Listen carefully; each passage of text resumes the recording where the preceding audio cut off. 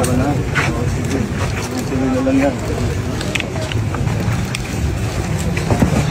Magandang tanghali po sa atin mga kabisdak. Bubuim, napahiya na naman sa Cebu. Hindi ho naitago ng mga Cebuano ang kanilang pagkadismaya sa presidenteng nakangiwi ang panga.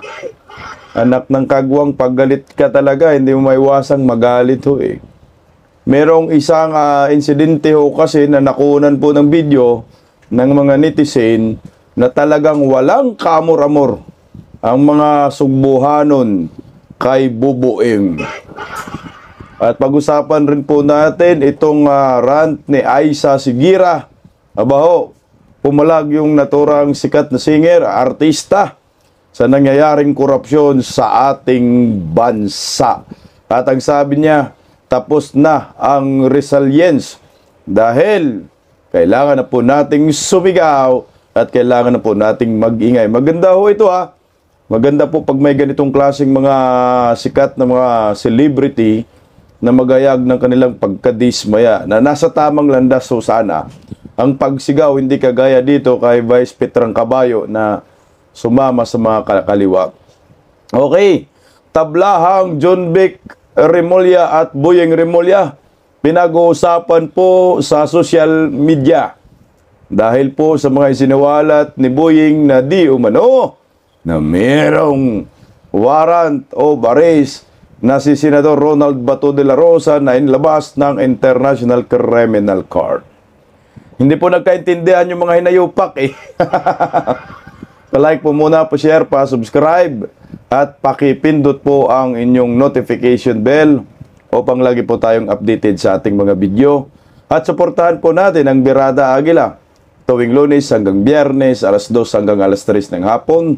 At keep safe po tayong lahat dahil meron po tayong dumating na naman na super typhoon sa ating bansa.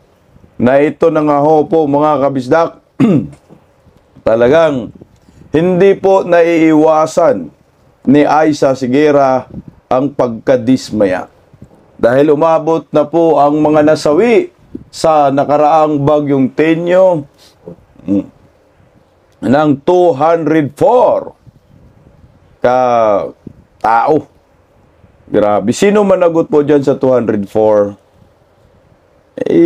Siyempre gobyerno yan. Kapabayaan po ng gobyerno eh. Isipin nyo po, no? Yung mga inosenteng tao yung nagbayad sa kapalpakan ng gobyernong nakangiwi ang panga. At ito po yung sinapit ng mga kawawang tao. Na dapat po ay may maparusahan at may mapanagot. Kaya pag-usapan po natin muna itong rant ni Aisa Sigira. No. Alam mo kasi si Aisa Sigira, Duterte to eh. Si Aisa. Duterte supporter. At naniniwala rin sa advokasya at political will ni former President Duterte. Bago lang po ito itong post ni Aisa Sigira. Makikita nyo po sa kanyang FB page, trending na po ito, Aisa Sigira ang FB page niya. Basahin ko na po. Pagkadismaya niya, dahil sa marami na pong namatay, na biktima po ng bagyong Tenyo. So ngayon, meron na naman papasok na super typhoon. Narito po yung sabi ni Aisa Sigira. Tapos na tayo sa resilience. Excuse me po. Dangdang patay. May bahay na giba. May buhay na nasira nang dahil sa baha. Parang tula eh, parang kanta. Matibay daw ang Pilipino. Matatag sa agos ng panahon. Pero hanggang kailan tayo tatatag kung paulit-ulit tayong nilulunod? Kinalbong mga bundok, mga punong pinutol, mga pundong ninanakaw, binulsa ng mga gahaman, Ang tubig ng ulan, wala nang ibang pupuntahan. Mula sa bundok na kinalbo, papunta sa ating mga tahanan. At habang ang mga bata ay lumulutang sa baha, ang mga politiko ay lumalangoy sa dumi ng bansa. Tapos na tayo sa resilience. Tapos na tayo sa pagtitiis. Ang kailangan natin ay pagbabagong tunay at totoo. Kalikasan na ang sumisigaw. Kailangan na nating makinig. Tama na ang pagluha at pagtitimpi. Ang makurakot ay dapat nang managot. Sa makatwid, ang buod ng mensahe ni Ay Sigira ay tumigil na po. Tama na po yung katahimikan. Kailangan na po nating mag-ingay at kailangan na po nating pumalag at magreklamo sa gobyernong magnanakaw at makakapal ang mga muka. Harap-harapan na kasi tayong tinarantado. Harap-harapan na po kasi tayong niluloko, binubudol, pero ang mga Pilipino manhid, hindi po nagre-react. Hindi po nagre-reklamo. Ipadama po natin na galit tayo sa ginawa nilang pagnanakaw sa kaban ng bayan. Kasi kung hindi po natin iparamdam, abusuhin tayo niyan. Kaya tama si Aisa Sigira. Ang Pilipino, oo, mahaba ang pasensya, pero hanggang kailan? Kailangan ba talaga sagad-sagad? Ito na ho marami nang nagsakripisyo ng mga Pilipino. Ito ay, ang dahilan pa rin dito ay flood control. Na puro mga ghost. Ang nasawi, 204. Grabe, ang dami nun, no? Baka umaakyat pa nga Ako, magandang impluwensya itong si Ay Sigira. Sana, sana consistent, yung pagrarant niya sa kanyang social media. Kasi kahit papano, marami pong may kayat sa kanyang ipinaglalaban. Sa akin nga, wala na dapat kulay-kulay. Hindi na sasabihin natin Duterte supporters ka, anti-Duterte ka, dilawan, pinklawan ka. Basta pag ikaw ay Pilipino, matik, kasama ka sa ipinaglalaban natin. Sino ba ang common enemy natin? Common enemies. Na kahit dilawan ka, pinklawan ka, galit ka. Diba kurakot? Yun yung common enemies natin. Sino? Yung kurakot ngayon, huwag na nating ilayo. Ito rin yung isa sa mga reason kung bakit ang mga Pilipino hindi nagkaroon ng magandang pagkakaisa at pagsama-sama dahil magkaibang direksyon. Kaya ako nananawagan ako sa mga pinklawan-dilawan, putang ina, alisin nyo na po yung kulay natin. Ang kulay po natin ay isa, kulay kayo manggi, kulay Pilipino tayo. Alam namin na alam po ninyo kung sino dapat ang sisihin at sino dapat ang ikulong. 3 apelyido lang naman yan. Marcos, Romualdez, Saldico. Yan lang ang gumagago sa pera ng bayan. Huwag nyo lang isali ang mga Duterte kasi pag ang pinag-uusapan, pag nanakaw, wala talaga ang mga Duterte dyan. Yan ang totoo. Ito po yung resulta ng kakurakutan ng gobyernong ito. Tingnan mo. Makikita mo sa mga Sugbuhanon yung galit. Yung pagkadismaya nila kay Bongbong Marcos. Hindi man may tago yan. Kung ano talaga yung nararamdaman mo, yun talaga yung facial expression mo. Kung galit ka sa taong iyan, hindi mo yan may tatago. Kahit sabihin mo makipagplastikan ka, malamig talaga ang pagtanggap nyo kay Bongbong Marcos. Matutuwa ka kaya sa presidente na naiulat na maraming korupsyon, maraming namatay, napabayaan kayo, walang kaamor-amor. Di ba ho, kamuhimuhian mo at magalit ka. Bago po natin panoorin yung video at larawan na kung saan galit talaga ang mga Subuanon kay Bongbong, pakinggan muna natin yung isa pa ring Subuanon na naggalit-galit din kay Bongbong Marcos. Ito kumakalat pa to sa social media, hindi ko po to kilala, pakilala ho niyo. Pero taga Cebu siya. Grabing galit niya ho. Ito, pakinggan natin.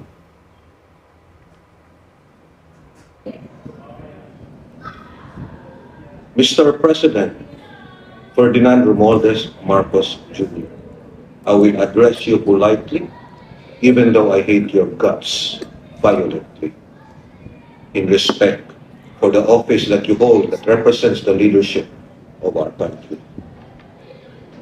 So many people have died. How many more have to die before you take action? I know you are not dumb, blind, or deaf to the predicament that the Filipino people are suffering right now and the problems that besiege our country. Is it because of people beside you who are covering the truth from you that they also have something to hide? I believe, Mr. President, or I say, I will give you the benefit of the doubt that you are not part of this corruption, but you know who these people are. You cannot play dumb and deaf anymore to this, Mr. President. The whole country knows who these people are. And if you do not act now, it is like complacency, or even us thinking that you are part of it. I dare not say that because I wish that you are not a part of it. People are dying, Mr. President. We need you to be presidential. We need you to act quickly. And now, no more investigations, Mr. President. No more commissions. No more empty promises. If you do not read the writings on the wall, Mr. President, and the obvious predicament that our country is in, not only in disasters and catastrophes, but even the economy and the pride of the Filipinos, you will end up disgraced, deposed, hated and hunted by the very people who trusted you and you betrayed when we voted for you. Mr. President, act now. God bless the Philippines. God bless the Filipino people. Mr. President, act now. Ang sinabi niya kasi dito na dapat may managot, no? Na dapat may makulong. Kasi alam ng taong bayan kung sino-sino ang mga to. Putang ina, alam mo natin yan eh. Pati kayong mga komunista, alam ninyo yan, Martin Romualdez at Saldico. Pero hindi ho po pwedeng makaligtas si Bongbong dito. Yan ang maliwanag dyan. Kaya nga nagtatag siya ng ICI. Ang purpose niyan for cover up. Cover up talaga. Yan ang maliwanag dyan eh. Kasi tayo nga, isipin mo, hindi man tayo mga eksperto, hindi man tayo mga scientist, mga engineer, hindi man tayo mga audit. Pero, alam na ho ninyo, alam na po natin kung sino yung mastermind. At hindi naman tayo investigador, di ba? Pero, alam na rin natin kung sino dapat yung imbestigahan. Kaso nga, nililito tayo. Pansin nyo ba?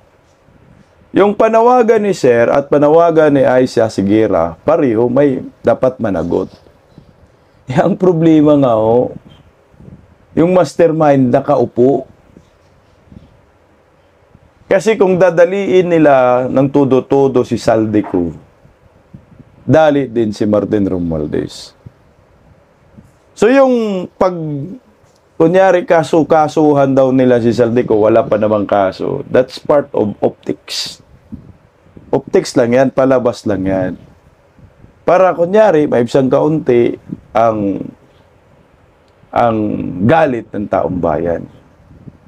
Tingnan mo sarswilang investigasyon ay ng ICI.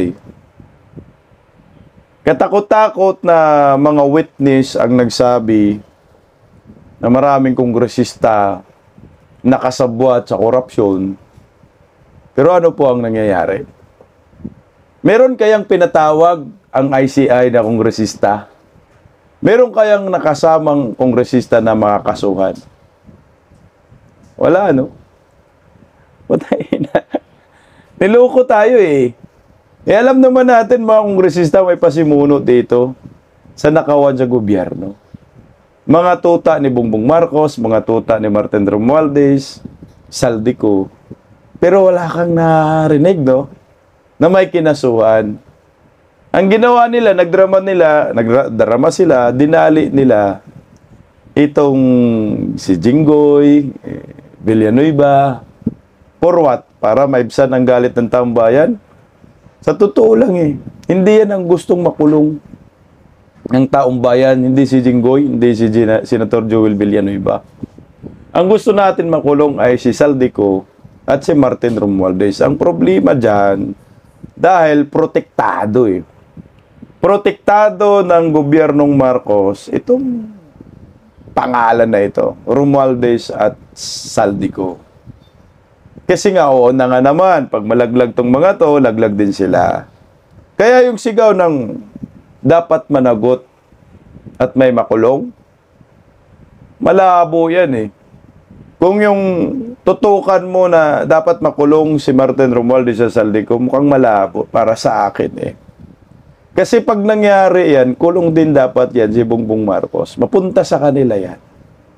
Kaya ako nakikita ko, ngayon, dudusan taong bayan, maraming mamamatay, maraming namamatay dahil po sa kapabayaan ng gobyernong Marcos, dahil sa nakawan, kaliwat kanan, flood control na puro ghost.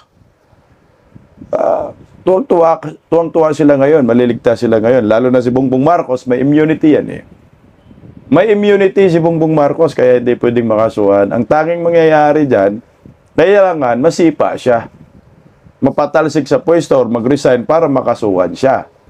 Pero kung hindi mangyayaring ganun, sa 2028 talaga, presidential election, kailangan po ang mananalo sa 2028 hindi kaalyado ni Bongbong. Kasi pag kaalyado ni Bongbong Marcos, matik yan, ligtas sila sa kanilang mga kasalanang ginawa sa mga panahong ito. Kaya nga ang pinakamatibay nating pambato dito, si Vice President Inday Sara Duterte, na binabanata naman ng mainstream media, Marcos admin, gamit ang mga kongresista. Ang mga atakdog kasi ng mga Marcoses, kongresista. Kaya wala kayong mapanood or marinig na mayroong kongresistang kinakasuhan kasi sila po yung magiging susi para mapabagsak si Vice President Inday Sara Duterte. At alam po nila yan. Kaya itong mga investigasyon ni Bubuim, sarswela lang, optics. Hindi po katotohanan ang gustong tuklasin dyan, kundi ang gusto nilang gawin ay cover up, diversionary tactics. Tingnan man tatanga, nasa Davao nag-imbestiga, kamuti talaga. Niloko tayo, no? Nagpapaloko naman ng taong bayan. Kaya ito, tingnan mo. Ito ay reflection ng pagkawalang kwenta ng administrasyong ito. Mantakin mo, pumunta ka dyan sa Cebu, for what? Para sabihin, meron kang concern sa mga biktima. Pero paano po maramdaman ng taong bayan na may concern ka? Ikaw nga yung may dahilan kung bakit nagkaganyan, nagkaroon ng pagbaha, dahil sa wala kang kwentang leader, dahil hinayaan mong uubusin ang pera ng bayan ng makurakot. Walang mga flood control projects. So, tingnan mo ha, panoorin natin yung isang video na ito, na talagang pahiya si Bongbong Marcos dito, at yung galit ng mga residente ay hindi nyo maiiwasan. Tingnan mo ha. Ayan si Bongbong. Tingnan mo, walang lumapit. Wala man lang yumakap. Wala lang mang kumumusta. Oh, may hinawakan. Pero digma. May sinasabi. Grabe no, ang lamig. Putya. Ganyan ba ang presidente natin? Ang lamig no? Sa bagay, bagyo. Panoorin natin no, konti. Play natin habang magkokomento tayo. Ganyan po ang reaksyon ng mga biktima ng bagyo, biktima ng baha. Dumaan yung Pangulo, dumaan yung Presidente, hindi po talaga pinansin. Siya na po yung pilit lumapit sa isang alley, kinausap niya. Ayun mo. Hindi mo ba ramdam, BBM, yung galit ng mga tao dyan? Ang manhid mo, kung hindi mo ramdam yan, sa bagay, puro pulburon, manhid talaga yan. Kay former President Duterte, malamang yakap dito, yakap doon, kaliwat kanan. Walang kumamay, di ba? Hindi siya kinamayan dyan. Kasi siguro, ang reason ng mga yan, putangin na bakit ako kakamay sa'yo? Wala kang kwentang presidente. Pinakulong mo, kinidnap mo si Duterte, puro ghost projects ang nangyari. Kaya ito yung sukli man namin sa inyo, ididma ka namin, hindi ka namin papansinin, tanggapin ka namin, pero malamig ang pagtanggap. Plastikan lang eh. Alam mo, nakakahiya yan, di ba? Harap-harapan ka na dyan, hinarap mo na eh. Hindi mo lang, Pangulo, tulungan mo kami, di ba? Wala mang ganun eh. Yakapin ka. Mahal na Pangulo, ikaw ang pag-asa namin, anak ka ng kamuti ka. Wala. Walang gumanon. Walang na lang murahin to. Wala na lang sabihin, okay, Ninam. Ba't dumating ka pa, inayupa ka?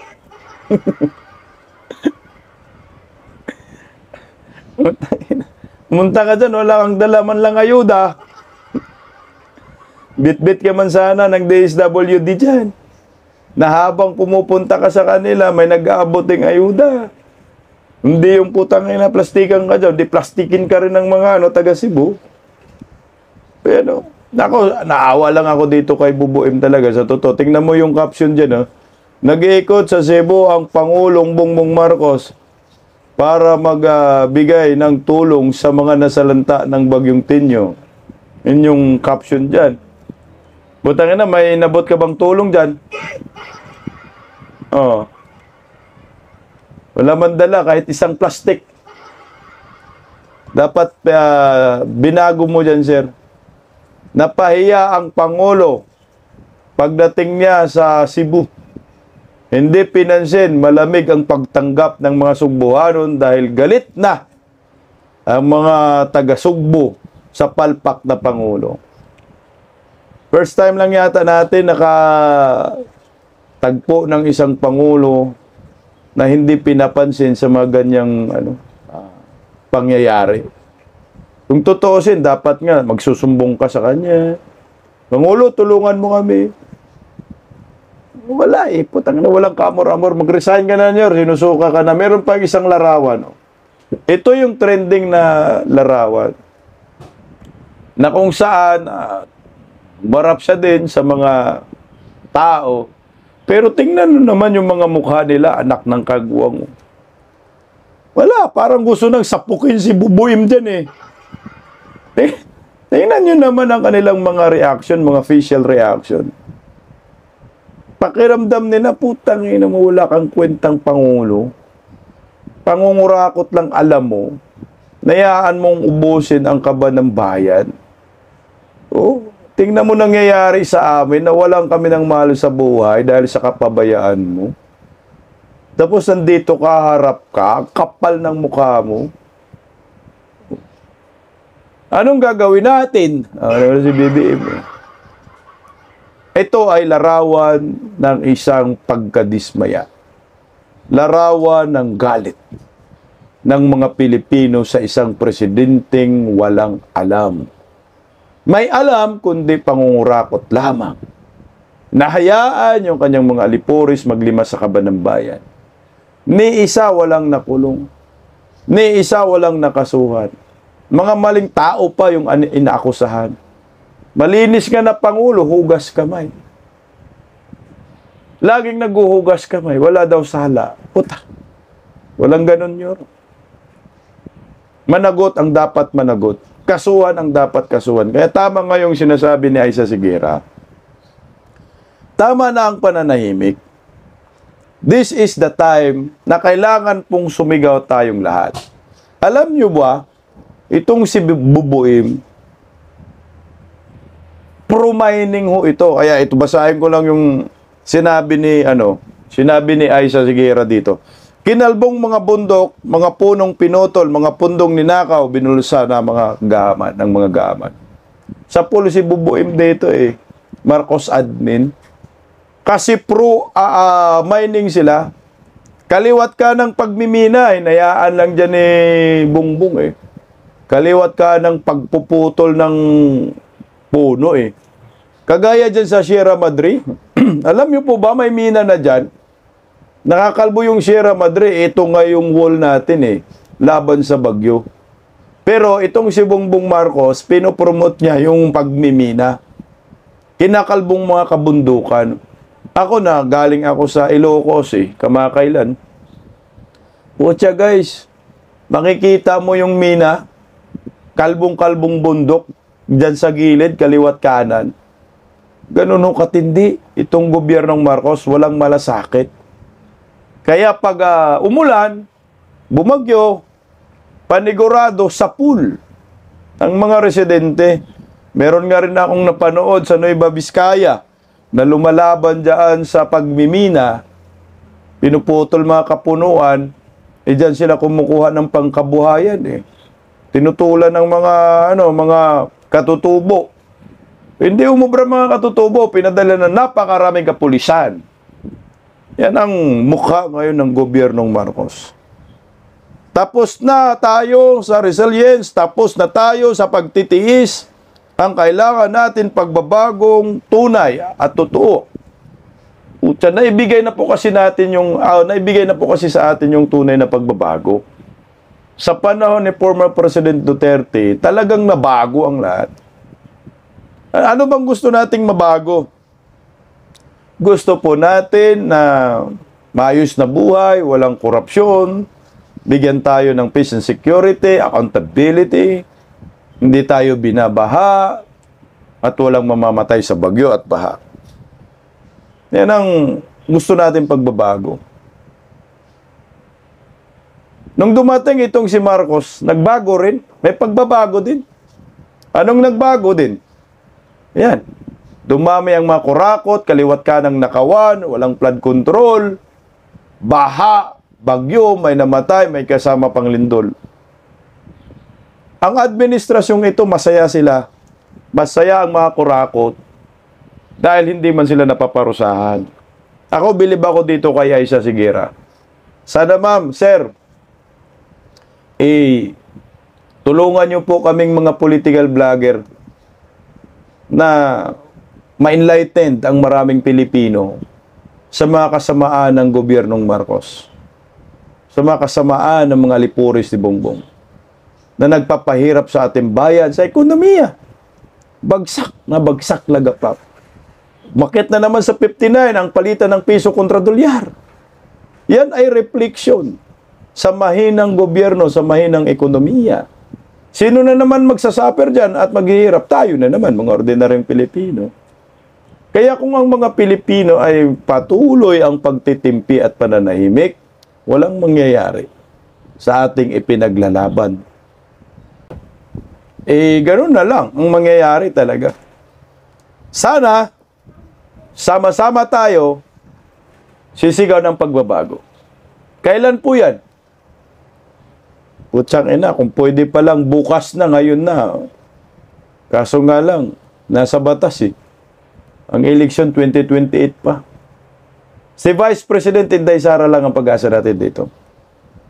Dahil ang presidente dito walang alam. Tingnan mo siya rin aminado siya. Nang dahilan umano ng nangyayaring dilubyo dyan sa Sugbo, dahil sa flood, dahil sa baha, ito. Dapat siya talaga makulong.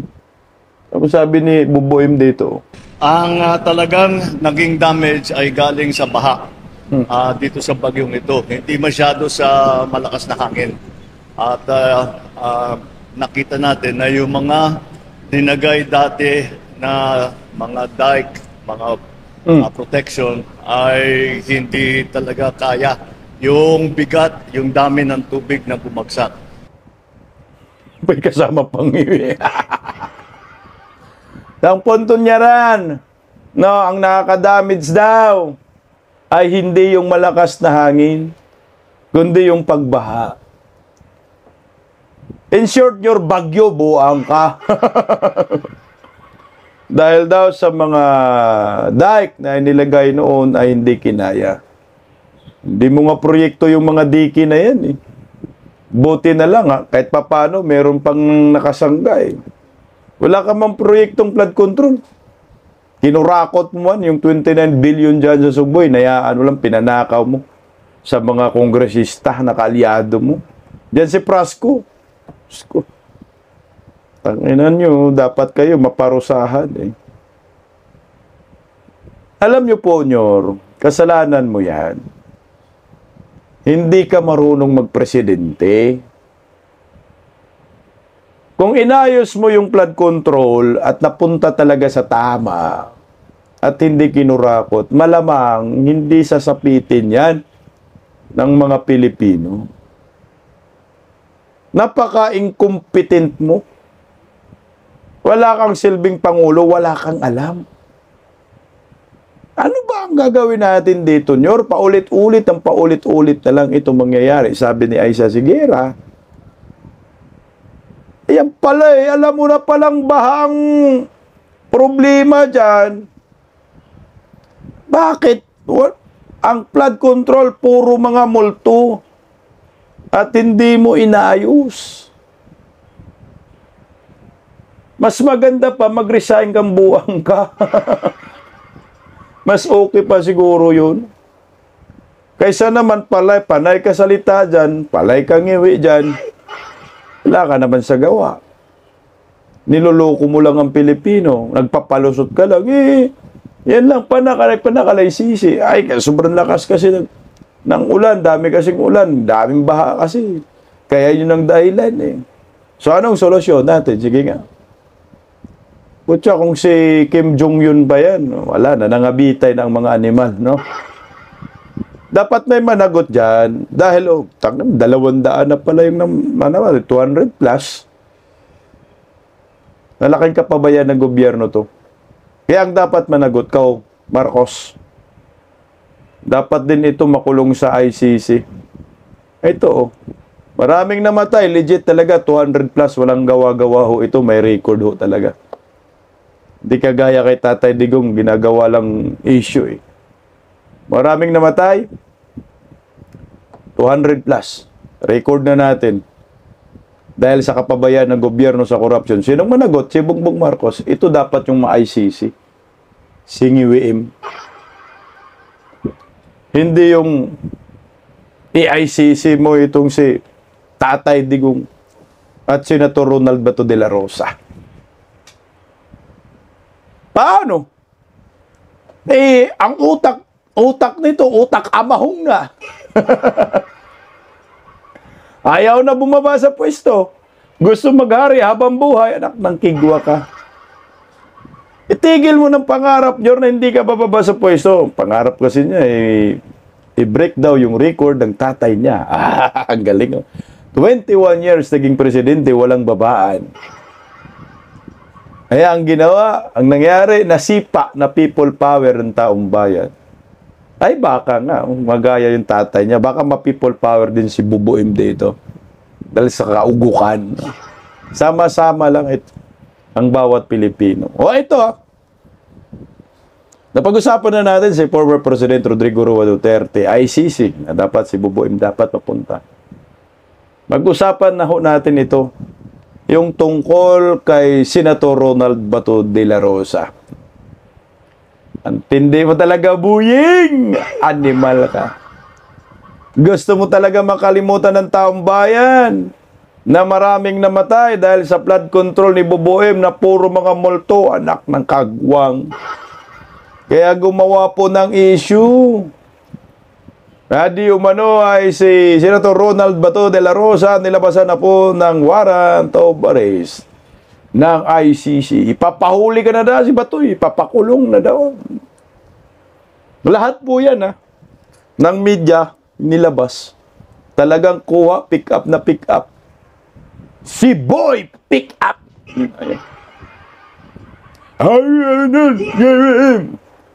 Pucha, sa interview kasi yan ng DJRH, no? Interview po ng DJRH kagahapon, talagang sinabi niya na inilabas na daw ng International Criminal Court ang warrant of arrest laban kay Senator Bato. Ngayon naman, nagsadya ang mga animal ng mga hinayupak ensaymada bulagers dito. Puta talaga, pinagkakitaan ng buhay ng mga hinayupak na to. Itong ICC na yan Marami rin naniniwala sa kanila, puro mga tanga nga lang. Meron na daw, pakulong na daw si Bato. Ang dami pa ng mga poster, no? Gamit nila. Kailang gamit nila na may mga thumbnail pa, umiiyak daw si Bato.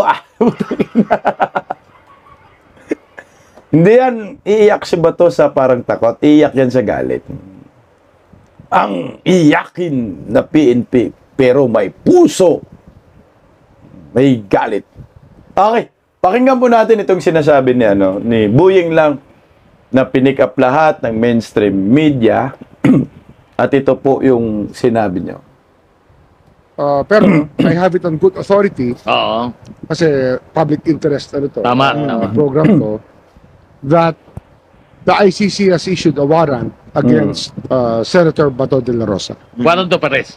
Warrant of arrest. Warrant. At yan, ICC to, no? International Criminal Court, no? Ombudsman, sinasabi mo nga, kahit na wala na yan sa iyong current jurisdiction, as ombudsman, di ba ito ay public interest? So yan ba ay confirmed na, Ombudsman? I think so. I would say so. Na I have it on good authority. Oo. Na may nakipag-usap sa akin kanina. Oo. Na kaya nandito ko, binarita lang sa akin. Nagtrabaho ka muna. Oo. Trabaho muna. So paano? Kahit trabaho muna daw. Ngayon, ang proseso kasi niyan, Oo. bago na kasi nung October 1, naglabas na ng new rules on extradition Ang sa Supreme Court. Supreme Court, okay. So this is an extradition issue. Extraditable. Extraditable offense. Puta, no? Naglabas na talaga Warrant of arrest daw, Senador Bato. Palit ulo na lang, Sin. Alam niyo po, itong animal na gobyernong ito, talagang ang galing gumawa ng kabulastugan. Ganon din yun nangyayari kay Tatay Digong Sinasabi may warrant of arrest, tapos kinukontra din. Sila lang din nagkukontrahan. At sinasabing wala pa naman. Pero ito kakaiba kasi ang nagsabi na meron na daw warrant of arrest ang International Criminal Court, si Boying Rimulya na dating DOJ, ngayon ombudsman. Ito yung kakaiba. Meron na sabi. Pero tablado naman si Boying ng kanyang kapatid na si John B. Rimulya. Di ba sila nag-usap o part pa rin ito ng drama, no? Niyari lang, maglabas ka, Boying, ng statement sa interview mo sa DJRH. Pagkatapos, kukontrahin kunyari namin. para ang tao magkaroon ng samut-saring pananaw. Guguluhin ba? In short, guluhin lang natin sila. Nung paglabas ni Boyeng ng statement ng gano'n, na meron na daw ICC warrant of arrest, itong si Senator Bato, agad pinick up ng mga mainstream media. Pinakalat, tapos siyempre, kasama na rin yung mga troll, si Bubuim, mga PCO, ayan. May bilyonis na pondo, anak ng kagwang. Pinakalat nila rin sabay-sabay, trending na trending. Pero sabay-sabay rin no, pinakalat nila. Yung statement ni John Vic Remulla, na pinalabas si John Vic, fake news si Boyeng. Putang ina. Ito. Okay, boy, ito para basahin natin. Ayan, oh. Sabi ni Boyeng kanina, di ba, the International Criminal Court has already issued a warrant of arrest against Senator Ronald Bato de la Rosa in connection with the war on drugs of the Duterte administration. So, sa kaparihang araw din kagahapon, November 8, naglabas din si John Vic. No read notice versus Senator Ronald Bato de la Rosa issued by Interpol as of yet. Putang ina. Mga sindikatre. Ito yung mga magkakapatid na mahirap pagkakatiwalaan. Na pag nagsalita tong mga to, putang ina, wag kang maniwala dyan. Nagdadrama lang, niluluko lang tayo. Pinaglaruan ang isip ng bawat Pilipino. Sabi ng isang Remulla, meron. Sabi naman ng isang Remulla, wala. So, sino ang totoo? Sino ang nagsasabi ng katotohanan at sino ang nagsasabi ng kasinungalingan? Pero kung ako, Senator Ronald Bato de la Rosa, hindi ako magpagkampante doon sa sinasabi na walang red notice. Sinasabi ni John Vic na walang red notice versus Senator Ronald Bato de la Rosa. Ngayon pa lang, kailangan mag-isip na ho ako ng gagawin ko, magiging posibleng counter ko laban sa mga to kasi kalaban mo demonyo eh. Hindi pwede ka magre-relax. So ako hindi ko alam kung pinapahiya ba talaga ni John Vic itong si kapatid niya si Boyeng o part lang ito ng kanilang script para lituhin ng taong bayan, para magkaroon ng kanya-kanyang kuro-kuro, opinion tungkol ho dito. Pananakot ba kay Senator Bato? Pero sa akin, isa lang nakita ko dito. This is part of diversionary tactics. Laban po sa nakakatakot na flood control projects under Marcos admin. Pero maganda po yung opinion ng kaibigan nating, lagi nating kinukuha yung video, si Aluna Vlog. Meron siyang magandang komento dito.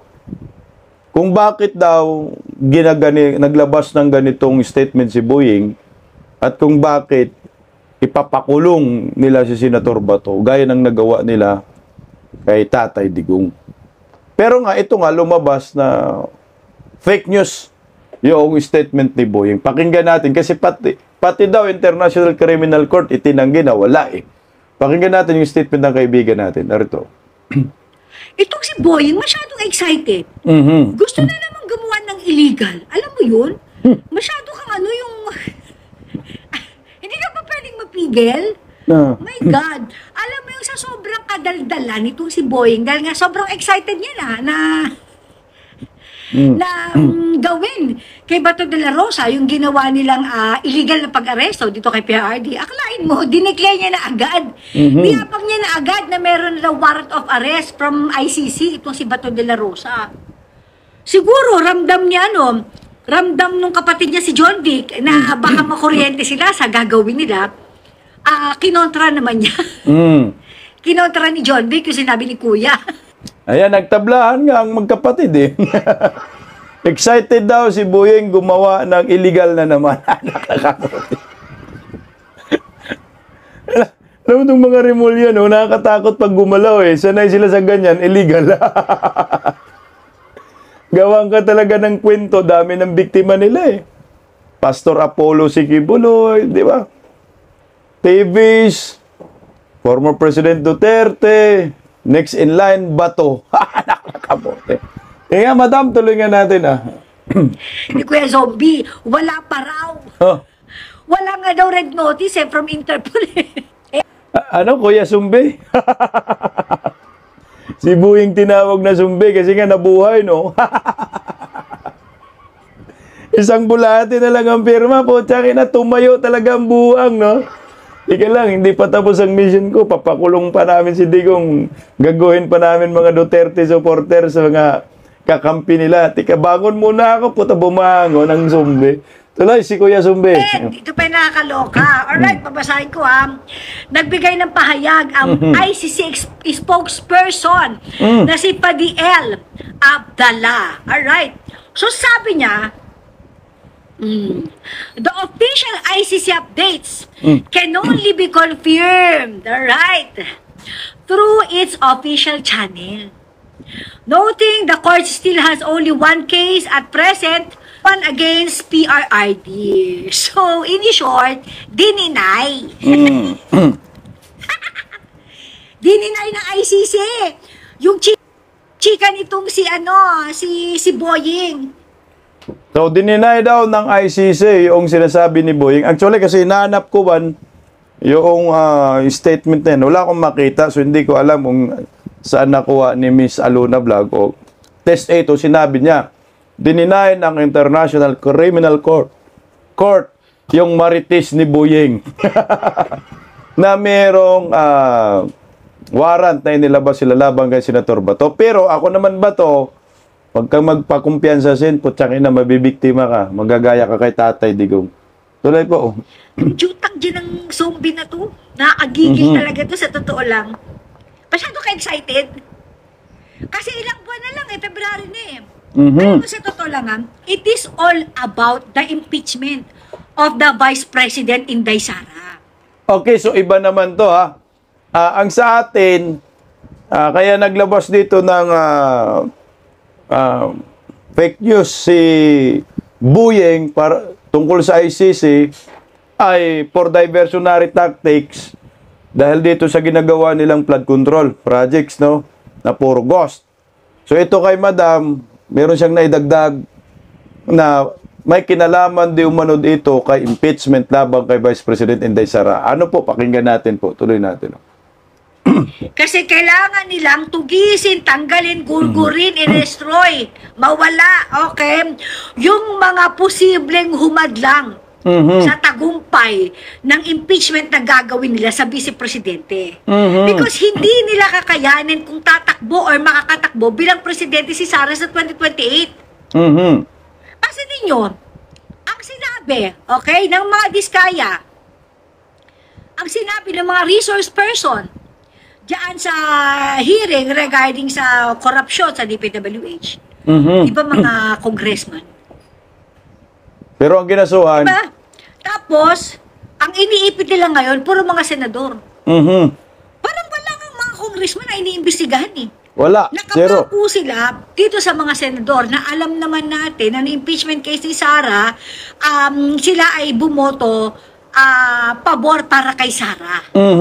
Siyempre, kailangan isa-isahin tanggalin yung mga yan para pagdating ng 2028, magsampa ng impeachment. Si Sara. Kasi sa Congress, wala namang problema Kasado na yan. Kasado yan. Sa Senate ang problema nila. Kaya kailangan isa-isahin tanggalin yung mga kakampi kay Sara. May sense din yung sinabi ni Mama para sa akin Kasi nga oo nga naman, kasi ang goal naman is to destroy Vice President Inday Sara Duterte. So dalawa yung tinamaan dito, no. Yung purpose nila kay Senator Bato na gusto nilang ipakulong sa dahig, dalawa ang tama, no. Diversionary tactics sa flood control at the same time para sa impeachment labang kay Vice President Inday Sara. Tingnan mo may sense ka ma'am Kasi yung sinampang impeachment labang kay Inday Sara ngayong taon, wala na yun. So ang preparasyon na lang ng mga kalaban ng mga Duterte ni Martin Romualdez at Bongbong sa 2028 February. So sa February, magsampa sila ng impeachment. So lahat ng mga kongresista, boboto na naman yan. Another 100 million? Anak ng kagwang. Magnakaw na naman sila para lamang po ma-impeach si Inday Sara. So okay na, ma-impeach sa kongreso. So ang problema kasi nila sa Senado, dahil yung mga senador hindi kayang hawakan sa liig ni Martin Romualdez at may kumukontra kay Bongbong Marcos. So itong si Senator Villanueva, Senator Jinggoy, bumoto to pabor kay Vice President Inday Sara. So ito rin kinasuhan na po ito. Senator Ronald Bato de la Rosa, kung magkataon, kung sakali makonvict no si Villanueva, Jinggoy, kung sakali lang, ay gawin talaga nila yan. Tapos si Bato ipakulong, so 3 ang malagas agad. Tapos si Senator Bungo nandyan din, kinasuhan sa ombudsman, 4. So may sense para sa akin yung sinabi ni ma'am na ito may kinalaman pa rin sa 2028 presidential election at impeachment labang kay Inday Sara. Kailangan po lagasin lahat ng kakampi ng mga Duterte para wala nang hahadlang sa mga plano ng mga hinayupak na ito. Galing mo ma'am, tuloy natin Or mga posibleng kumampi kay Sara. Si Bongo ngayon, wala kinalaman niya sa Sa Wala war on kinalaman drugs. sa war on drugs yan. Akalain mo. Kasama rin siya sa arestuhin. Di ba nagkaroon na ng balita dyan? Pati nga si Sara Jutang Gina. Okay, sa ano yan sa Uplan Horos. Yung sinabi ni ma'am sa Uplan Horos yun, na naitakil na rin po natin, na si Senator Ronald Bato de la Rosa, si Kuya Bongo ipapakulong. Si Bongo rin kukunik sa war on drugs. Ipapakulong din sa ICC. Putyang ina, no? Pag tiningnan mo, hindi naman kasama sa war on drugs si Kuya Bongo. Tapos si Vice President Inday Sara, sinasama rin, no? So ngayon yung issue kay Vice President Inday Sara, yung naging mayor daw, si Vice President Inday Sara habang may war on drugs, sinayaan daw. Kaya ay kukunik. So dapat lahat ng mayor ikulong din natin. Putyang ina, tindi ng mga sindikato. Tuloy, ma'am. Pati si Sara, kasama na siya sa arestuhin daw para Correct. sa war on drugs ni PRD. May gulay, again, uulitin ko ang ginawang pag-aresto kay PRD ay illegal. At ganyan din ang gusto nilang gawin kay Bato de la Rosa. Palibasa nga, nalusutan nila yung illegal na ginawa nilang pagkidnap kay PRD. Kaya iniisip nila na magagawa ulit nila yan kay Bato de la Rosa. Ito yan nakalagay sa batas ng Pilipinas na bago mo kuhain, ito yung labas ko na itong sinabi, ulitin ko lang ulit. Bago mo kuhain o arestuhin ang isang Pilipino sa sariling bansa, dadaan muna ito sa Korte ng Pilipinas. Correct.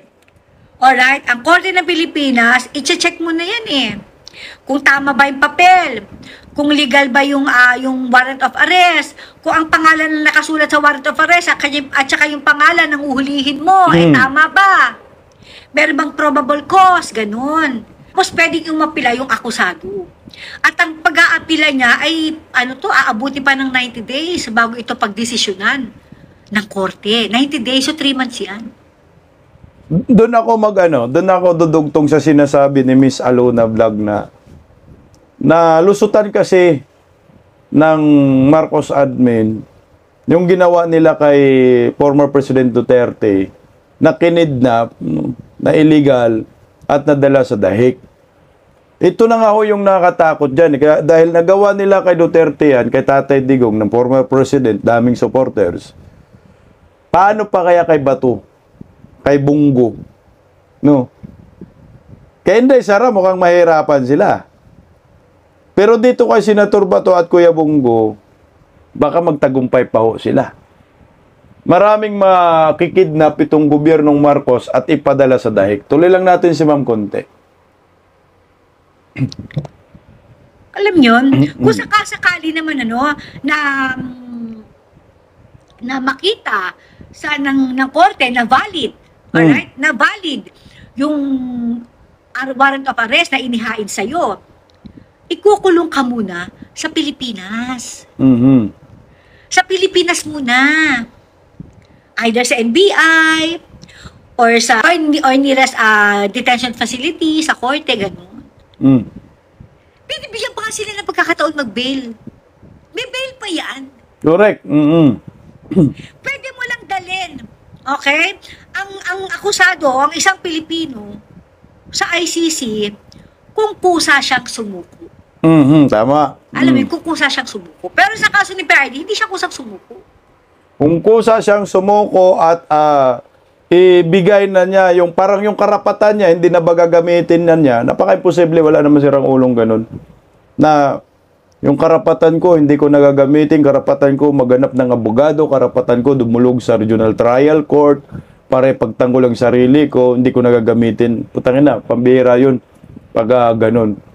Kailangan bigyan lahat ng karapatan. Ganun po ang due process. Kaso nga lang, ang nangyari kay Tatay Digong, walang due process, kinidnap talaga ng mga buang. So, kailangan dumaan pa rin siya sa proseso. Ito naman si Bato de la Rosa, dahil nga nakalusot, yung ginawa nila kay PRD, iniisip nila, pinaplano nila, na ganun din ang gagawin nila dito kay Bato de la Rosa. Come on. Asan yung pagiging makapilipino nyo? Kayo mismo. Diba, ang magsusuko na naman sa Pilipino sa ibang bansa? Sa ICC, katulad din ginawa nyo kay PRD? Buang naman. Remember, ICC mismo ang nagsabi, it was the initiative of the Marcos administration, yung ginawang pagsuko kay PRD sa ICC. Kaya nga, ang gobyerno natin ang gumastos, diba? Nag-provide sila ng airplane, correct, sila lahat ang gumastos para dali sa PRD sa The Hague. Kasi normally, kung kukuhanin ng ICC or ng Interpol, okay, si PRD sa Pilipinas, sila ang mag-e-effort na pumunta sa Pinas. Correct. Okay, dadaan sa korte natin. Tapos kapag okay na, dadali nila sa The Hague. Gastos nila yan. Eh yung nangyari kay PRD, tayo lahat ang gumastos. Tayo lahat. Hindi kinuha ng ICC at hindi rin kinuha ng Interpol yan. Tayo ang nagdala kay PRD sa The Hague. Tama. That is so illegal. Ang sinasabi ko dito, hindi yung gusto ko lang. Ang sinasabi ko dito, yung nasa batas. Basahin nyo yan. Diba? Basahin nyo yung batas tungkol sa extradition na yan. Extradition hindi treaty. Hindi basta pwedeng kuhanin sa bansa, Pilipinas, sa isang Pilipino, na hindi dadaan sa korte ng Pilipinas mismo. Correct. Diba itong si Boying, you are now again exercising your bend the law. Chinika mo na agad, sa sobrang excited mo, sa sobrang daldal mo, napasok. Diba sinabi mo na agad na meron ng warrant of arrest? O anong sabi ng ICC? Wala. So ibig sabihin, plano nyo, nakidnapin din si Bato. si Bato de la Rosa. Anong klaseng mga tao kayo? Anong klaseng gobyerno meron tayo? If it is really true na hindi na gumagana ang hustisya sa Pilipinas, bakit pa tayo may Korte Suprema? Correct, tanggalin na lang, no? Bakit pa may korte? Para saan pa yan? Huwag na rin tayo mag-abogado. Para saan pa yan? Hindi naman gumagana ang hustisya. Correct. Sa Pilipinas. So lahat ng kaso dadalhin na sa ICC. Doon na tayo magsampa. My God! Lord, ke! Ang galing mo, ma'am, tama. Kung walang kwenta naman yung Supreme Court, dito na tayo, tanggalin na Supreme Court, dagdag gastos. Magpasakop na tayo sa Netherlands. Pag magpabarangay tayo, sa Netherlands tayo magpabarangay. Mag-file kayo ng mga buhaya kayo ng cyber libel sa mga balagers, doon kayo sa Netherlands.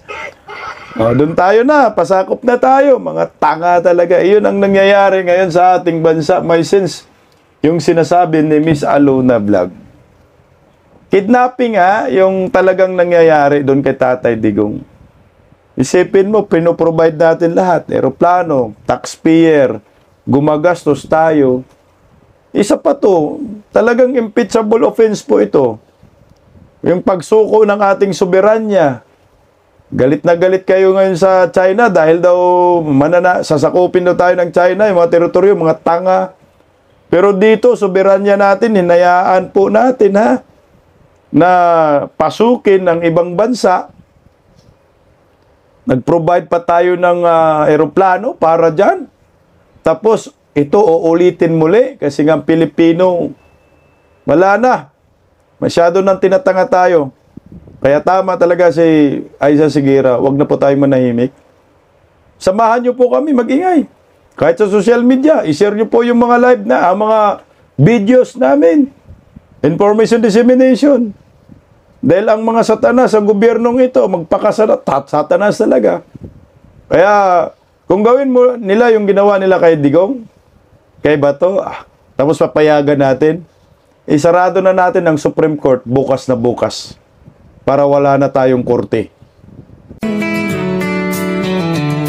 Paggising sa umaga, tanghali at gabi, nakikita ko ang post niya, ang hapdi. Paano nga ba to? Di ako makatanggi. Watch ko na lang at isipin ng mabuti. Bisdak Pilipinas, Bisdak, tinig ng katotohanan. Sa bawat vlog may laban sa kasinungalingan. Mulat ang mata, gising ang masa. Bisdak Pilipinas, para sa bayan, gumigising sa diwa. Sa likod ng kamera, tapang ang dala, walang sinasanto kung mali ang gawa.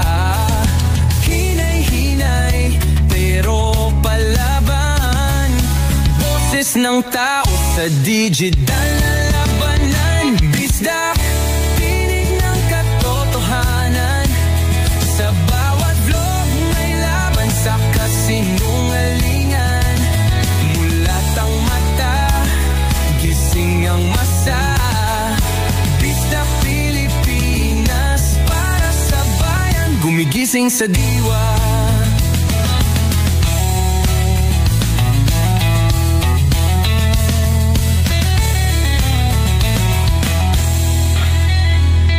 Hindi artista, hindi politiko, pero ang katotohanan, sigaw niya ay buo. Sa YouTube o Facebook man siya makita, may aral ka pa rin, may uwi sa bawat salita. Bisdak, gising sa katotohanan. Di lang kwento, kundi panawagan. Sa bawat Pilipinong naghahanap ng liwanag. Bisdak Pilipinas, kasama sa pagbangon ng bayan. Bisdak Pilipinas, boses ng masa, gising ang diwa. Sa vlog mo may pag-asa.